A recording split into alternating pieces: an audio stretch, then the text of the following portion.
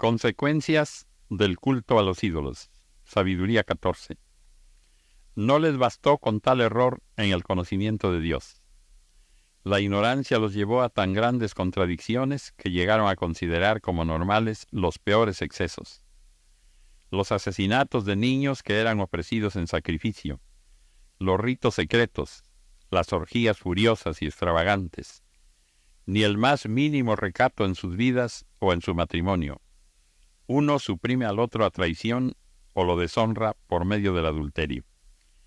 Por todas partes solo hay sangre y muerte, robos, fraudes, corrupción, mala fe, revuelta, perjurios o juramentos falsos, confusión en la gente buena, olvido de los favores, escándalos, prácticas antinaturales, desórdenes en el matrimonio, adulterio, libertinaje.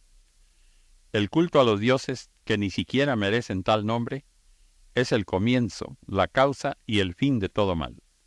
Hay algunos a los que les gusta excitarse hasta el delirio, y entonces entregan falsos oráculos. Otros viven en el mal y llegan hasta el perjurio o juramento falso, sabiendo que se apoyan en ídolos sin vida. ¿Cómo tendrían miedo de que sus falsos juramentos sean castigados? Pero con toda justicia serán castigados por dos motivos. Primero, porque desconocieron a Dios al irse con los ídolos. Y segundo, porque cometieron un fraude, al hacer falsos juramentos, menospreciando lo que es sagrado. Aunque los ídolos sean impotentes, el castigo reservado a los pecadores alcanzará también a los impíos. Israel rechaza la idolatría. Sabiduría 15. Pero tú, oh Dios nuestro, eres bueno y veraz. Tú eres paciente y gobiernas el universo con misericordia. Aunque pequemos, somos tuyos, pues reconocemos tu poder. Pero sabiendo que somos tuyos, evitaremos el pecado. Toda la rectitud consiste en conocerte. Reconocer tu poder es el punto de partida de la inmortalidad. Nosotros no nos hemos dejado engañar por una invención mentirosa de los hombres, por esas obras inútiles de los artistas, esos ídolos embadurnados de colores. Solo conmueven a los tontos, a los insensatos, que pueden excitarse por la belleza inanimada de imágenes muertas. En verdad, los fabricantes de imágenes solo buscan su desgracia y la tienen bien merecida. Y lo mismo los que creen en ellas y las adoran. Veamos ahora a un alfarero. Modela concienzudamente la blanda arcilla. Modela para nuestra utilidad toda clase de objetos. De la misma masa saca utensilios destinados a usos nobles y otros a usos ordinarios. ¿Para qué servirá tal o cual cántaro? Eso lo decide el alfarero. Con la misma arcilla elabora la estatua de un dios falso. Cuánto trabajo perdido por un hombre justamente salido de la tierra y que dentro de poco volverá a ella cuando le pidan de nuevo su alma. No reflexiona que tendrá que morir y que su vida es breve. Solo piensa en rivalizar con los orfebres y los fundidores de plata. Imita a los que cuelan el bronce y se gloría de fabricar cosas falsas. Su corazón no es más que ceniza. Sus ambiciones son más inconsistentes que la tierra, pero su existencia tiene menos valor que la arcilla, ya que ignora al que lo formó y no reconoce al que le insufló un alma consciente, poniendo en él el soplo vital. La vida le parece un juego y la existencia una seguidilla de negocios. Hay que sacar provecho, dice, de cualquier parte, incluso del mal. Ese hombre sabe mejor que los otros que peca al fabricar de un barro cosas e imágenes divinas. Pero los enemigos de tu pueblo, los que lo oprimieron, eran realmente tontos y merecían más lástima que pobres niños ingenuos. Habían adoptado como dioses a ídolos venidos de todas las naciones, imágenes incapaces de ver con sus ojos, de respirar con su nariz, de oír con sus oídos, que no podían ni tocar con sus dedos, ni caminar con sus pies. Eso era normal, pues fue un hombre quien lo hizo. El que los elaboró no tenía más vida que la que se le dio y ni siquiera era capaz de hacer un dios que se le asemejara, porque sus manos impías de mortal solo producían cosas muertas. Ese hombre tiene más valor que los objetos que adora. Él por lo menos vive, pero estos jamás. Esa gente adora hasta las fieras más repugnantes, porque de hecho son más estúpidas que las demás. Estas no tienen absolutamente nada de atrayente y espantan cualquier deseo de alabar a Dios y de darle gracias. Cuando sonó la sexta trompeta, Apocalipsis 9:20, y los otros hombres que no fueron muertos con estas plagas, ni aun así se arrepintieron de las obras de sus manos, ni dejaron de adorar a los demonios y a las imágenes de oro, de plata, de bronce, de piedra y de madera, las cuales no pueden ver, ni oír, ni andar. La respuesta inspirada de Santiago. Así se explica en Santiago. Si en verdad cumplís la ley real conforme a la Escritura, amarás a tu prójimo como a ti mismo, bien hacéis. Santiago 2:8. He aquí la ley real, la ley eterna, como un principio general. La ley es de amor, y amor es el cumplimiento de la ley. Jesús la cumplió, y con ello nos dio el ejemplo para que nosotros también la cumplamos. La debemos cumplir con amor, no el amor natural, carnal de la naturaleza humana, sino el amor de Dios que ha sido derramado en nuestros corazones por el Espíritu Santo que nos fue dado. Romanos 5. Proverbios 20:27 dice: lámpara de Jehová es el espíritu del hombre. El Espíritu Santo dentro de nosotros es simplemente la ley de Dios, en acción en nuestras vidas. Así pues, si cumplimos esta ley real, hacemos bien, pero si no, cometemos pecado, dice Santiago 2:9. Ahora leas el versículo 10. Si guardamos toda la ley, el principio general de amor al prójimo, y sin embargo violamos un solo punto, entonces somos culpables. Hemos desobedecido la ley, y la pena no es la vida eterna, sino la muerte a la gracia. Notemos que la ley se divide en 10 puntos, los 10 mandamientos. Estos son meramente los 10 puntos o subdivisiones de la ley real, general, que es amor a Dios y al prójimo. Porque Él lo dijo: no cometerás adulterio. También ha dicho: no matarás. Ahora bien, si no cometes adulterio, si no desobedeces este punto específico, pero matas, dejas de cumplir este solo punto y ya te has hecho transgresor de la ley. Santiago 2:11. Vemos claramente, pues, que los 10 mandamientos integran la ley que no debemos violar para no caer en el pecado, como es el caso específico de Éxodo 20, 4-5, sobre las idolatrías. Esta es una ley espiritual, dice Romanos 7:14, que se guarda mediante el amor espiritual, el precioso don de Dios para nosotros, el amor que Él implanta en nosotros, de manera que la ley a la verdad es santa, y el mandamiento es santo, justo y bueno, dice Romanos 7:12. Arrepentirse del pecado significa abandonar el pecado, significa dejar de pecar. Y esto quiere decir no cometer más infracciones de la santa ley de Dios. La manera de no cometer más infracciones consiste en comenzar a guardar los mandamientos de Dios, todos ellos, porque si violamos uno solo, acarreamos la pena de seguir como pecadores y perdemos la oportunidad de reconciliarnos con Dios. Isaías 42:21 dice: Jehová se complació por amor de su justicia en magnificar la ley y engrandecerla. Y en Mateo 5:17, no penséis que he venido para anular la ley o los profetas. No he venido para abrogar, sino para cumplir. Al magnificar los 10 mandamientos, eso se amplía en espíritu y principio en muchos puntos más. En un sentido más amplio, la Biblia entera es una magnificación de la ley de Dios. La ley constituye la base de todas las Escrituras. Define el camino de la vida, el camino de la felicidad, la alegría, la vida eterna. Notemos cómo es semejante a Dios. La ley es buena, dice Romanos 7:12. Dios es bueno. La ley es santa, Dios es santo. La ley es justa, Dios es justo. La ley es espiritual, Dios es espiritual. Dice Juan 4:24, Dios es espíritu, y los que le adoran, en espíritu y en verdad es necesario que adoren. La ley es perfecta, dice Salmo 19:7. Dios es perfecto. La ley, incluyendo todos sus mandamientos, es inmutable, eterna, afirmada para siempre. Salmo 111 del 7 al 8. Y tiene que ser así porque la ley es el carácter mismo, la naturaleza misma de Dios, es la voluntad de Dios. Ya sabemos por primera de Juan 3:4 que pecado es infracción de la ley de Dios.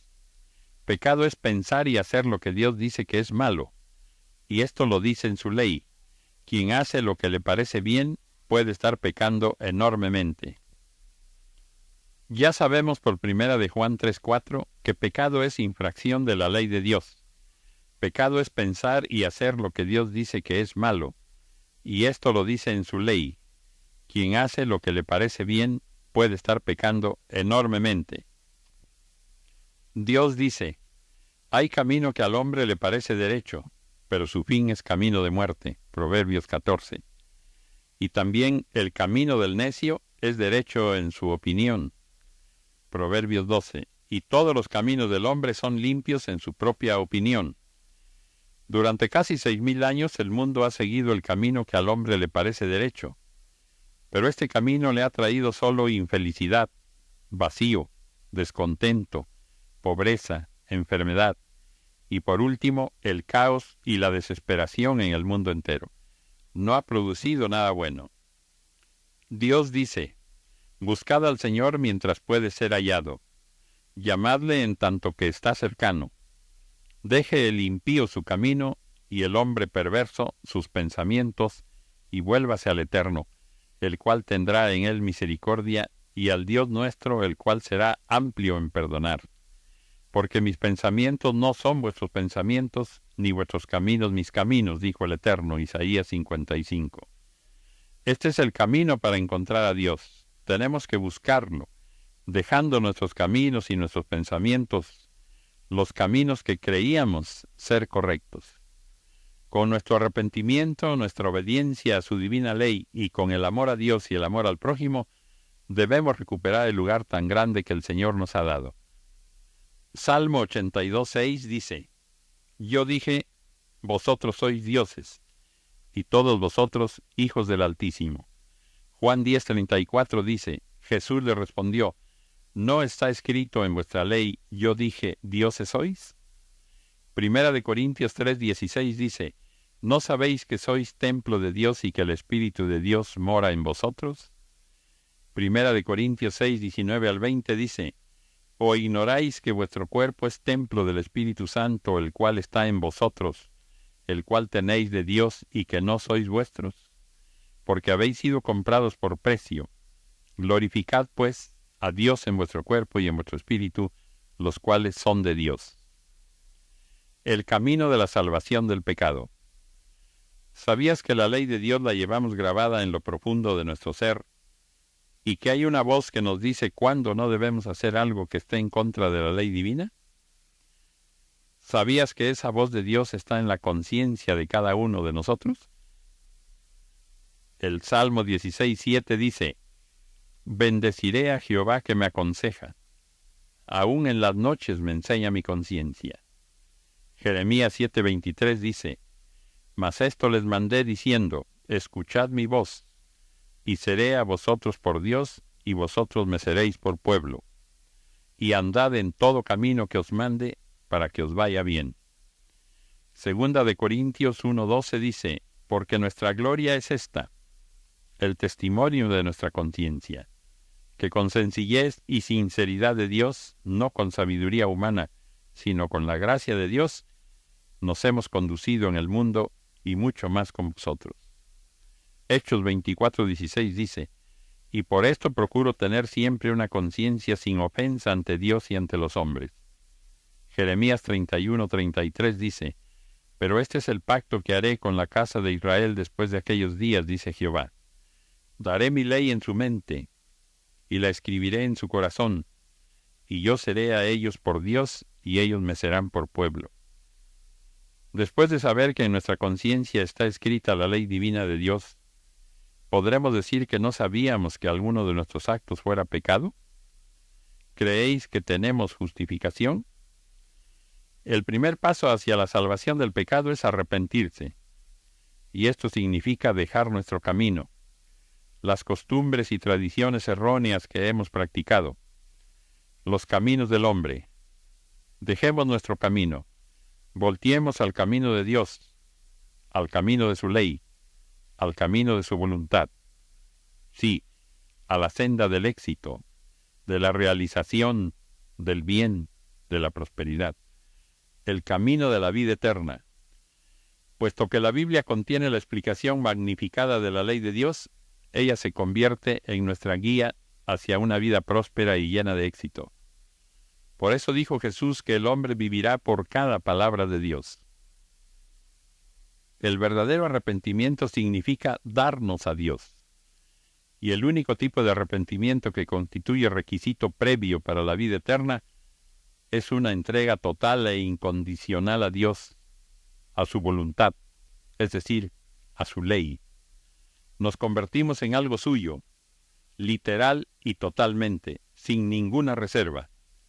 El arrepentimiento es un cambio completo de vida, de nuestra actitud hacia ella, de nuestro propósito en ella, de nuestros pensamientos y vuestras acciones. Significa cuidarnos de no llevar la vida mundana que parece derecha al hombre. Significa abandonar las costumbres, los intereses, los placeres mundanos y religiosos que sean contrarios a los caminos de Dios. Significa que cumplir con su ley divina se convierte en la autoridad suprema sobre nuestra vida. Se convierte en nuestra guía para la vida, para una vida de felicidad, abundancia y decoro, para una vida de éxito y justicia en adelante y para siempre. Significa vivir la vida desde ahora, con la ayuda de Dios y por su poder, siguiendo tanto el espíritu y el principio como la letra y el principio de sus mandamientos. De aquí en adelante usted deberá estudiar la Biblia. No se limitará a leerla ligeramente, sino que la estudiará, aprenderá los caminos de Dios y aprenderá a vivir por cada palabra de Dios. Ahora bien, pregúntese sinceramente, ¿cuántas personas que profesan ser salvas, que han aceptado a Cristo, realmente han alcanzado este estado de verdadero arrepentimiento? Si no os arrepentís, todos pereceréis igualmente, dijo Jesús, Lucas 13:3. Y también el que dice yo le conozco y no guarda sus mandamientos, el tal es mentiroso, y la verdad no está en él. Primera de Juan 2:4-11. Sí, millones están bajo el engaño. Millones han sido engañados, creyendo erróneamente que han obtenido la salvación, cuando en realidad no la tienen. ¿Qué es lo que debemos hacer? Por último, exactamente qué es lo que debemos hacer.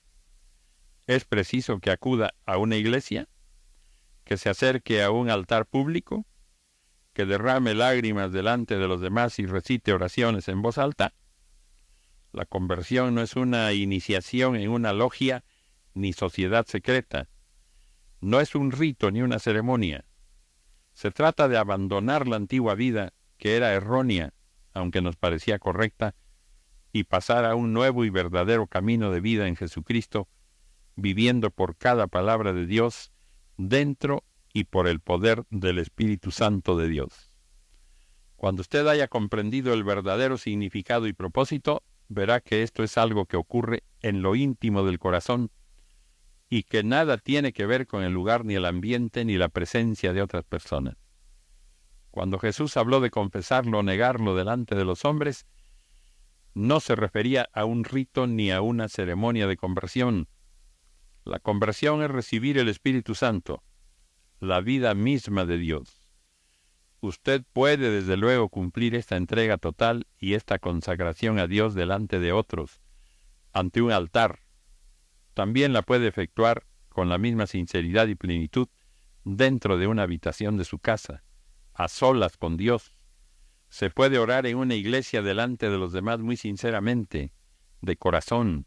Sin embargo, Jesús dijo, mas tú cuando ores, entra en tu aposento y cerrada la puerta, ora a tu Padre que está en secreto, y tu Padre que ve en lo secreto, te recompensará en público.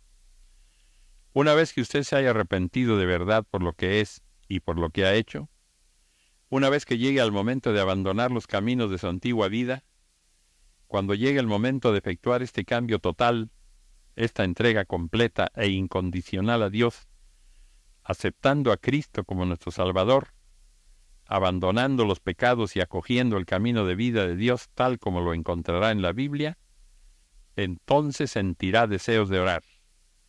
Deseará abandonarse totalmente a la misericordia de Dios y pedirle a Él, por medio de Jesucristo, que le perdone todos sus pecados y transgresiones pasadas contra Él. El apóstol Pablo revela cómo, al confesar lo siguiente: y yo sé que en mí, esto es, en mi carne, no mora el bien, porque el querer el bien está en mí, pero no el hacerlo, porque no hago el bien que quiero, sino el mal que no quiero, eso hago. Romanos 7, 18, 19. Pablo vio la naturaleza humana en toda su dolorosa realidad. Luchó contra ella, se esforzó, pero tuvo que admitir que era más fuerte que él. ¿Qué podría hacer? Clamó diciendo: miserable de mí, ¿quién me librará de este cuerpo de muerte? Gracias doy a Dios por Jesucristo, Señor nuestro, dice Romanos 7, 24 y 25. El lugar donde usted se entregue a Dios no tiene mayor importancia. Lo importante es hacerlo. Cuanto más se posponga el arrepentimiento, más se dificultará. Es difícil comprender por qué resulta difícil abandonarse a la misericordia de Dios, pedirle su perdón y entregar el ser a Él. Pero algo en la naturaleza humana nos induce a posponerlo. Podemos estar seguros de que esta tentación no es de nuestro espíritu, sino de la carne. Si usted está hastiado de la vida vacía, inútil y materialista que ha llevado, si en su corazón desea abandonarla y pasar a una vida de plenitud y alegría, colmada del Espíritu de Dios, entonces, ¿por qué lo pospone? El arrepentimiento es simplemente el comienzo de la verdadera vida cristiana. No busque sensaciones extrañas, sino arrepiéntase y crea. Y para finalizar, estudiemos las siguientes citas. Eclesiástico 15, 13, 17. El Señor detesta el mal, y de igual modo lo detestan los que temen al Señor. Cuando al principio creó al hombre, lo dejó en manos de su propia conciencia. Si tú quieres, puedes observar los mandamientos. Está en tus manos el ser fiel. Ante ti puso el fuego y el agua. Extiende la mano a lo que prefieras. Delante de los hombres está la vida y la muerte. A cada uno se le dará lo que ha elegido. Gálatas 5, 19 al 21 dice: es fácil reconocer lo que proviene de la carne: fornicación, impurezas y desvergüenzas, culto a los ídolos y hechicería, odios, ira y violencias, celos, furores, ambiciones, divisiones, sectarismo y envidias, borracheras, orgías y cosas semejantes. Les he dicho y se lo repito: los que hacen tales cosas no heredarán el reino de Dios. Sigamos los siguientes consejos. Primera de Corintios 15, 58. Así que, hermanos míos amados, estad firmes y constantes, creciendo en la obra del Señor siempre, sabiendo que vuestro trabajo en el Señor no es en vano. Y segunda de Timoteo 1:7 dice: porque no nos ha dado Dios espíritu de cobardía, sino de poder, de amor y de dominio propio. Después de estudiar, analizar o escuchar este estudio bíblico, ¿te gustaría seguir violando la ley divina? ¿Prefieres seguir engañando? ¿Deseas seguir siendo un falso creyente? La decisión es tuya. El Señor nos bendiga a todos.